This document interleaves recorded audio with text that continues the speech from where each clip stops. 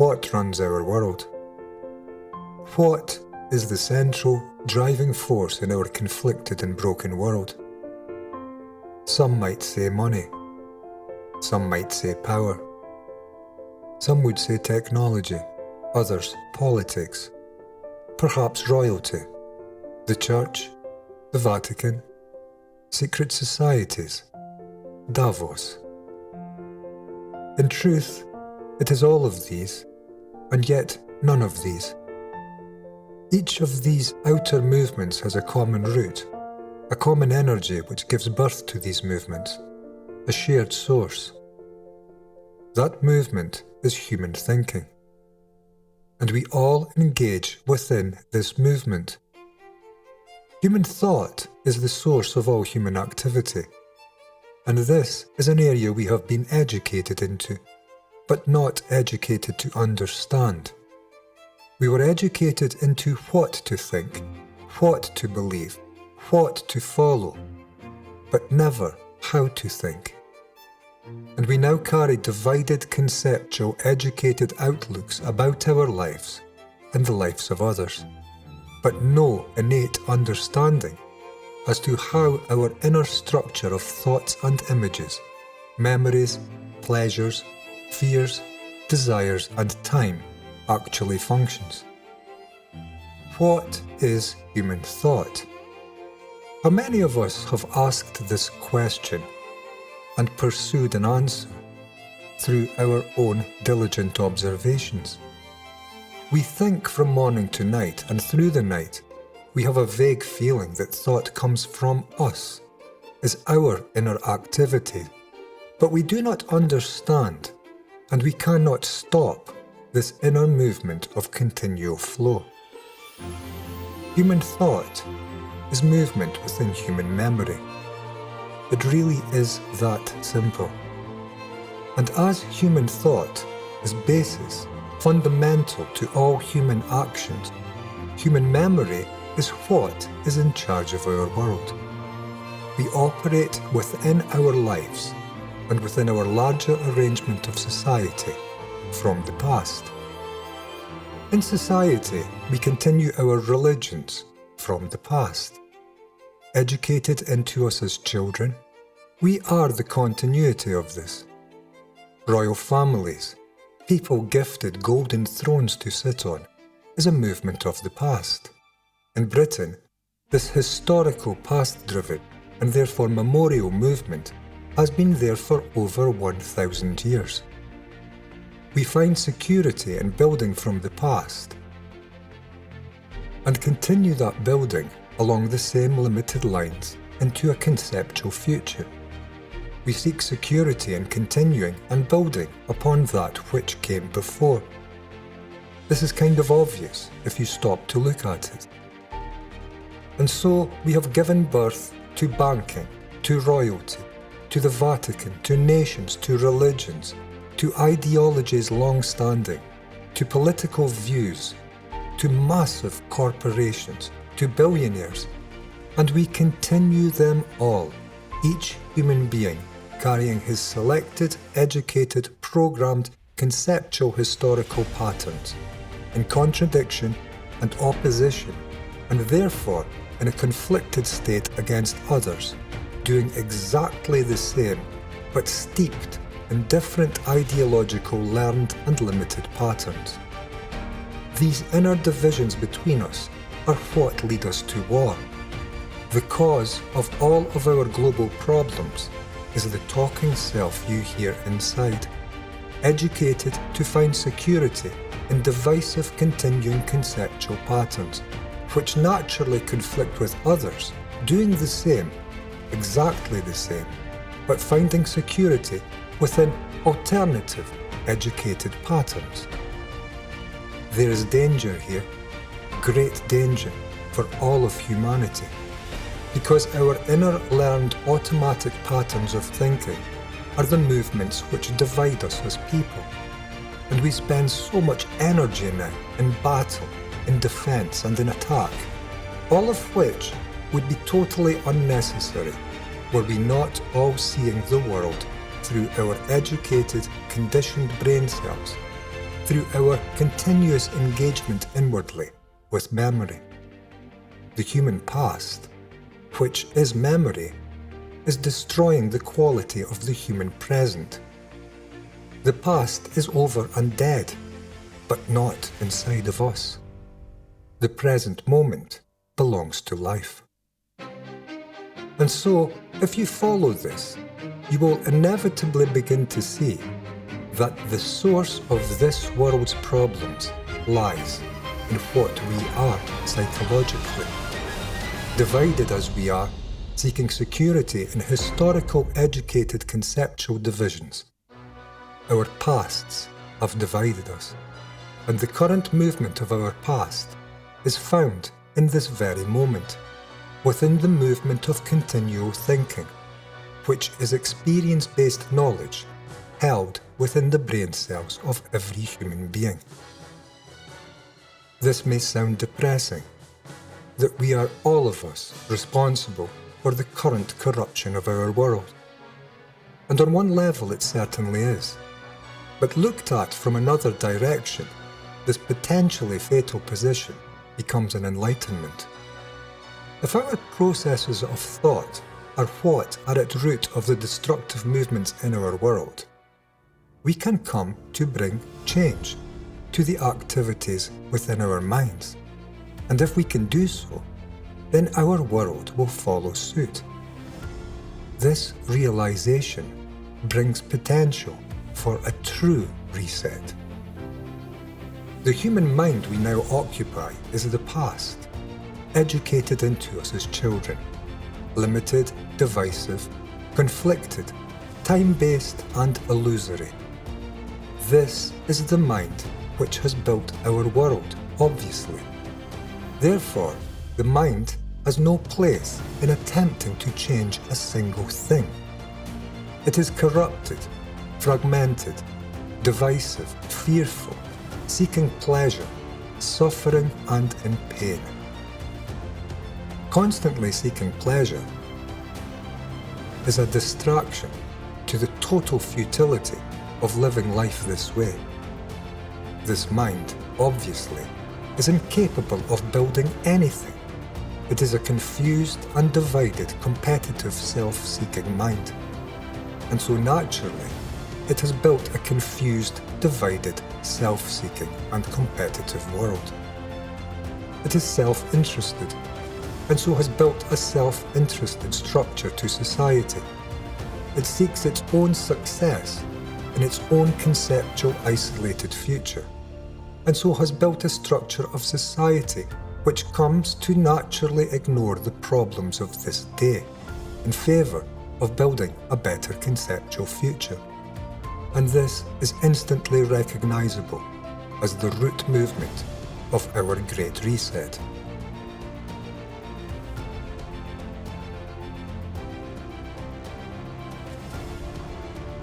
The outer activities of our lives always follow the inner structure of the minds which have given birth to that activity.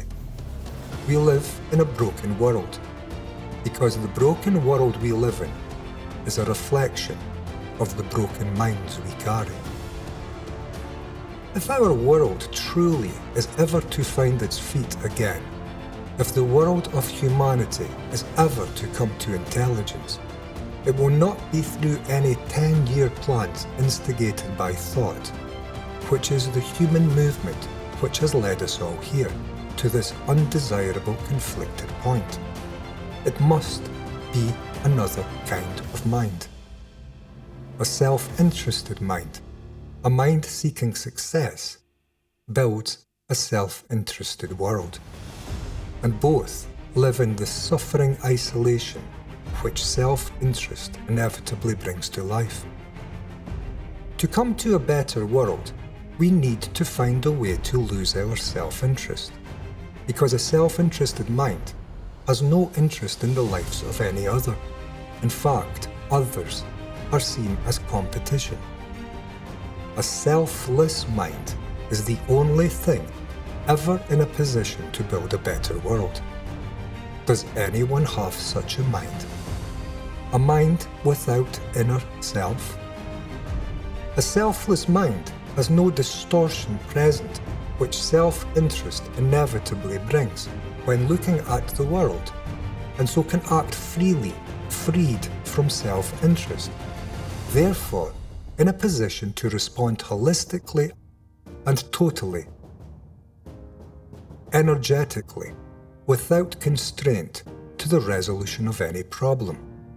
And the resolution of all our problems shall come to be found within the understanding of the problem itself, and why and how it has come to be manifested. Certainly not in any 10-year plans leading into a better conceptual future. We live now, not in a future. It is now we need a change. In fact, now is the only time we can or have ever been able to act. Action is not possible within a concept, and the future is forever a concept. How do we come to find a mind emptied of self-concern? How do we come to understand the need for such a revolution within? Actually, there is no how. Do you see why? Because how is a continuity of what came before. And the continuity is never bringing an end to self-interest. This is the mistake the bright minds of Davos have made. They have failed to see that the future is an educated concept, and that to act in a beneficial way for all of humanity, we must look and act now, and act on what needs changed, free from distorting self-interest, which will bias our capacity to see. Meaning, no plans are ever needed. To face the destruction we live in today is to begin to understand how we may begin to put things back right. By understanding what went wrong and stopping such movements which injure our lives, we are already in the process of rectifying our wrongs. No plans are ever needed. In fact, plans are a distraction from a bona fide investigation which may truly yield positive results. We need look to the past and to this day to see what is wrong in our world, not make any positive steps to bring change in a future incarnation which does not and may never even come to exist. The inner thinking self of humanity is a learned and educated approach to life. This is the true limitation of all of mankind, societally, individually, and psychologically. This is where we must come to bring change if we have any chance of surviving the current destructive patterns of living which human thinking has led us into. To deny the inward self in life is never a positive movement. You cannot practice this or move gradually towards a future conceptual event of successful achievement, and this will be our difficulty. This is our patterned way of living. This is a patterned way of living we find security within, a feeling we are constructively moving towards something better. This is our education, our life achievement. This is the World Economic Forum and our useless political and other organizations tearing our world to pieces under our very feet today, in the guise of repairing our wrongs. This movement can never succeed, for it operates from the ground of knowledge, which is always limited to experience and so divisive between us and living in the shadow of ignorance. There is always more to know. There is always more to know than what we know, by far, and so every action taken from the ground of thinking is a potential for future conflict and disappointment. And this has been the suffering history of all of mankind. And we are mankind. This is our past. This is also our present, as we live within our past. To deny this inner self and its conflicting approaches to life, we need only look. We need to become familiar and learn about this inner movement, and to do so, we need only look, and not act on the judgments of thought. You see, a confused and limited mind comes to bring about confused and limited world activities. A self-interested mind is engaged in selfish activities. A frightened mind brings fear to our world.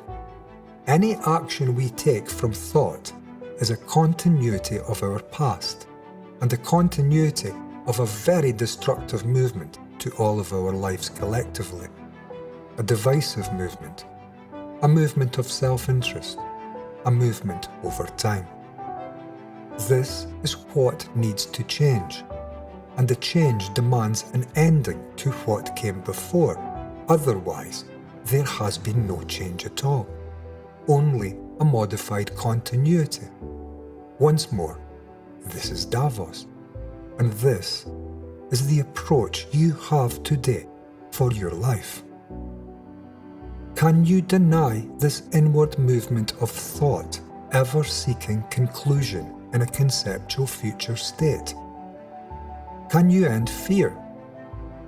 Can you watch interestedly this inner educated movement you cannot stop, without any suppression, without running away from, without seeking to control or to arrive at an outcome, which are all, after all, continuing movements of the same divisive and destructive process? Can you cease to act on thinking?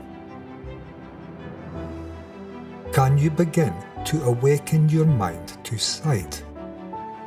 Thought operates in confined and limited concentration, the movement drilled into our brains during educational years, and has now become a continuing pattern which our brains find great security living within.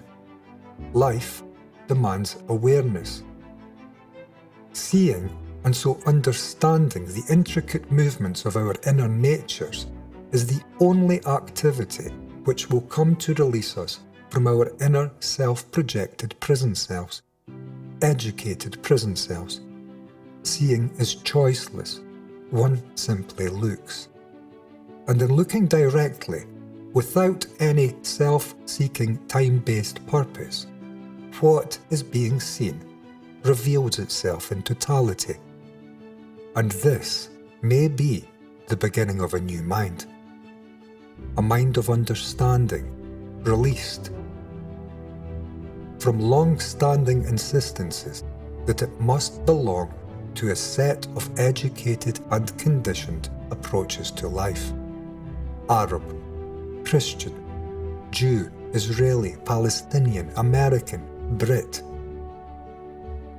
Free from allegiances to ideologies arising from the past, such a mind may now come to look at this world freely for the first time.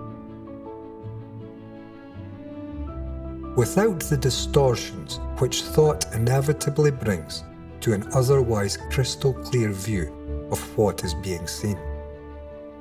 Such a mind would be intelligent, in a way a mind burdened with self-interest and rooted to conceptual attachments, beliefs and time could never be. Free. And only a free mind can build a free world. As a race, we need come to understand the importance of this task and demand nothing less for our lives. We are thinking together. We are investigating together. We are not accepting what the speaker is saying or denying it, but finding out. To find out when one must apply one's energy.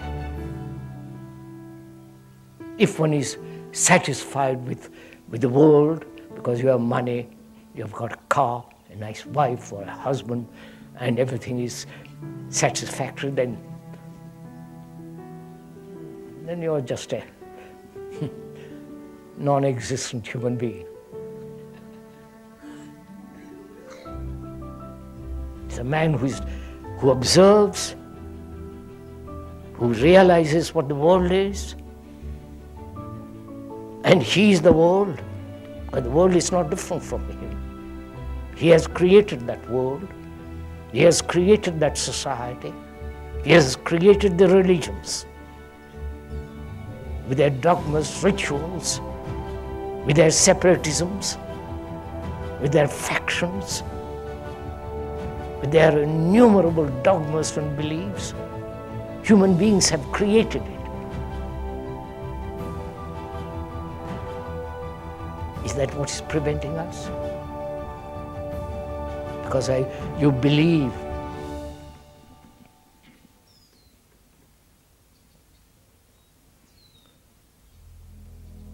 or you're so self-concerned with your own problems,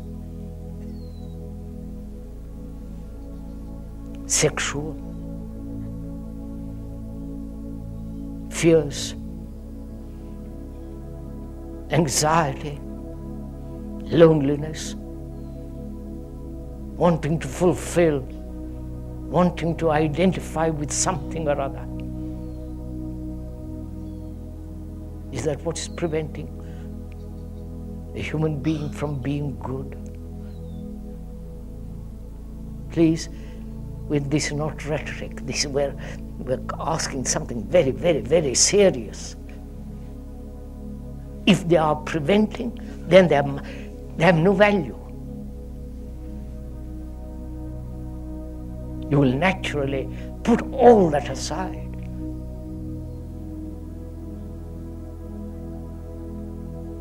Because you see that to bring about this quality of goodness,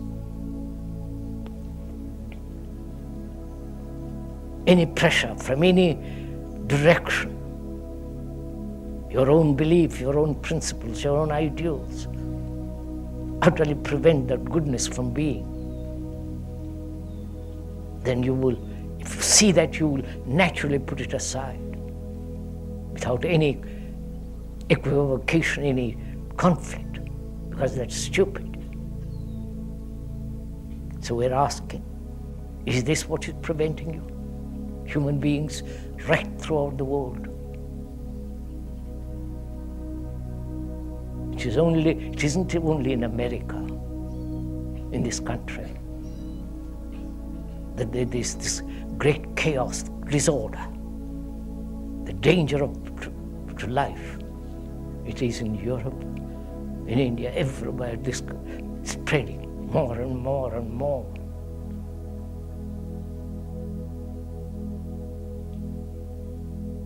And any man, any serious observer of himself as well as the world must be asked this question.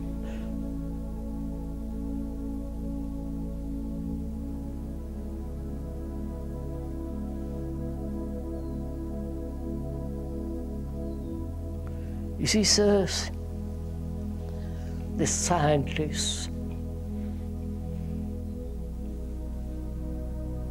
the politicians, the philosophers, please listen to all this. The gurus,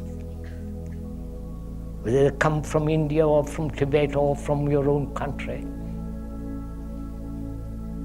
they have not solved our human problems. They give you all kinds of theories. Nor the psychoanalysts, they haven't solved the problem. Nobody will. We have to solve these problems ourselves because we have created the problems.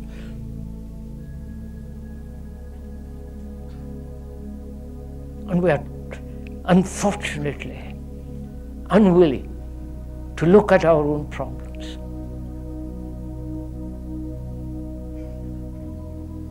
To go into them, investigate why we live as we do. Utterly self-concerned, selfish lives.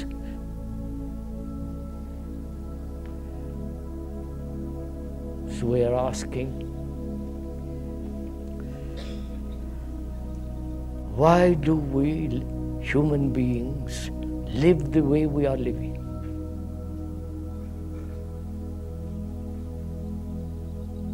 Our education doesn't help us to solve our problems. You may get a good job.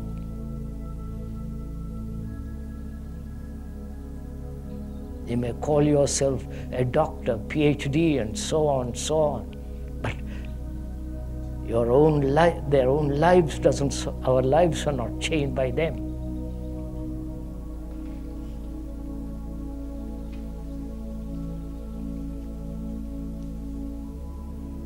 So we're asking, can this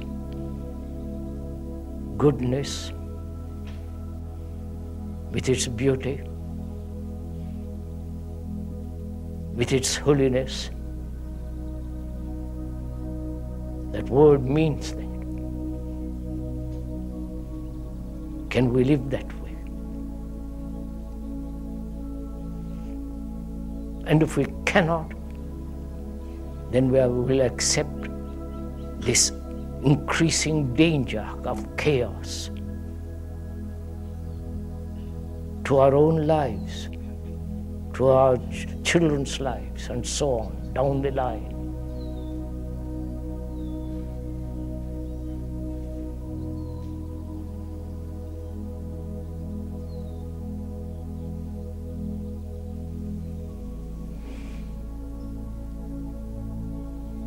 So after listening,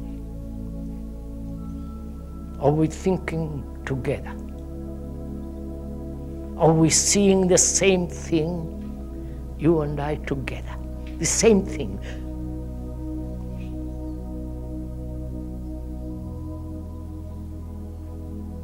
Or we have explanations for all this.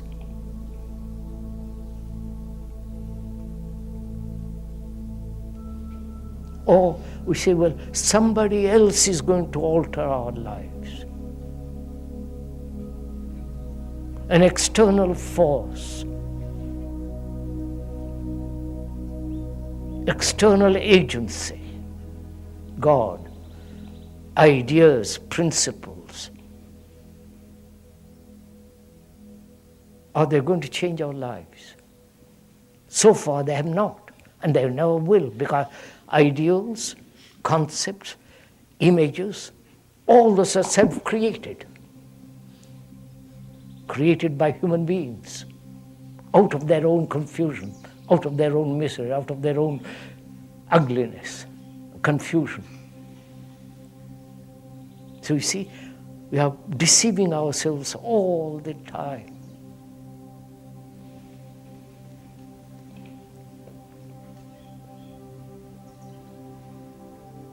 So come to the question then, what will make us change? You understand my question, sir? More shocks?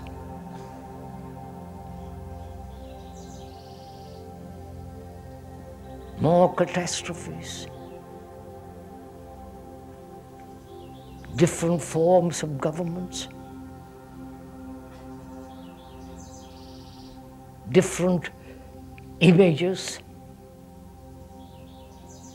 different ideals, and so on.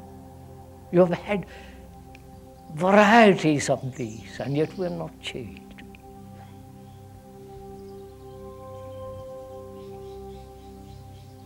More sophisticated, better education. The more civilized we are becoming. Civilized in the sense more away from nature, we are becoming more inhuman, right?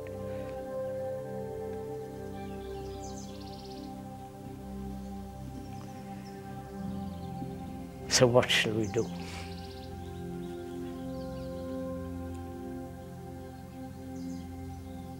As none of the things outside of us is going to help, including all the gods, then it becomes obvious. Only I have to understand myself.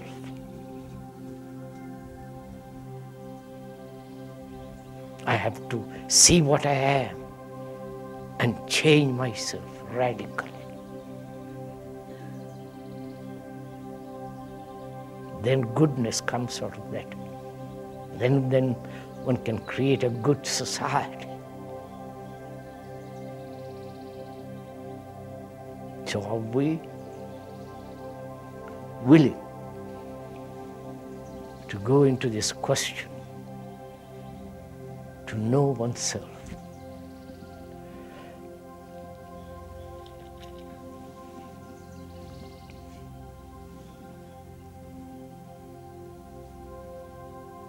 To understand oneself, because oneself is the world.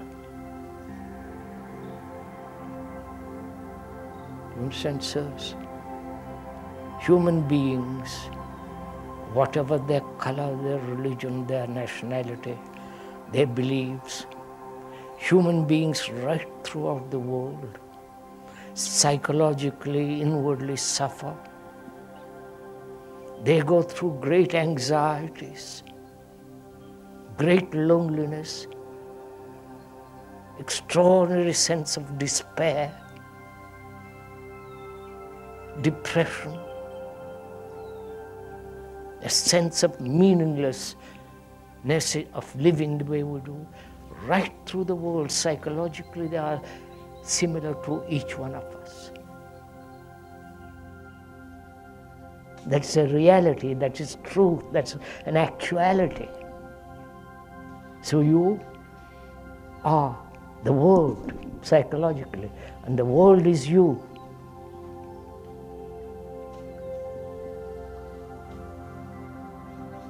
So when you understand yourself, you're understanding the whole human structure and nature.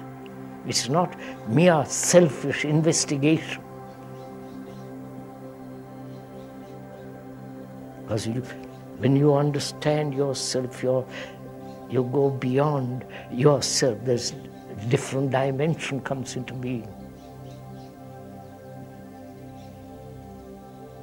So we are thinking together over this. And we shall go into it tomorrow. Because you can't stand more than an hour of this kind of talk.